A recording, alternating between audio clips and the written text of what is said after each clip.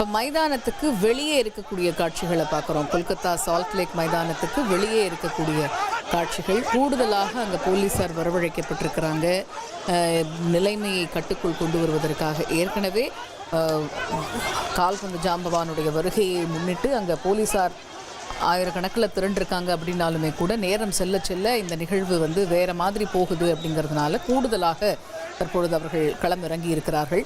அந்த பகுதியிலிருந்து ரசிகர்களை வெளியேற்றுவதற்கான பணிகள் நடந்துகிட்ருக்கு. வாகனங்கள் மைதானத்துக்கு வெளியில் அந்த வாகனங்களும் வெளியில் போக முடியாத ஒரு சூழல் தான் இருக்குது.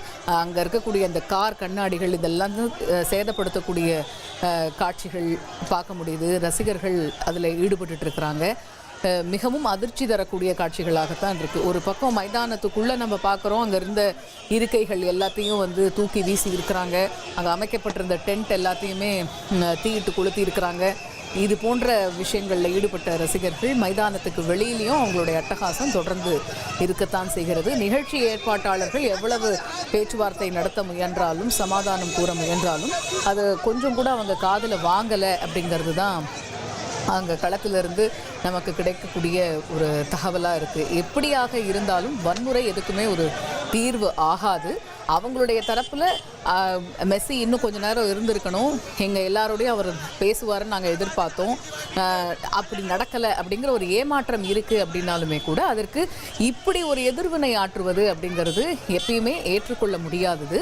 இந்த சம்பவத்தில் எவ்வளவு பேருக்கு படுகாயம் ஏற்பட்டிருக்கு, இது போன்ற விஷயங்கள் இன்னும் சில மணி நேரங்களில் நம்மளுக்கு தெரிய வரும் அப்படின்னு எதிர்பார்க்கிறோம். இப்படி ஒரு விஷயம் நடந்துருச்சு உங்களுடைய இந்திய வருகையின் போது, இதுக்கு நான் அக்கௌண்டபிலிட்டி எடுத்துக்கிறேன், நான் பொறுப்பேற்றுக்கிறேன், மன்னிப்பு கோர்றேன் அப்படின்னு மேற்கு வங்க முதல்வர் மம்தா பானர்ஜி மெஸ்ஸி கிட்ட மன்னிப்பு கோரியிருக்கிறாங்க.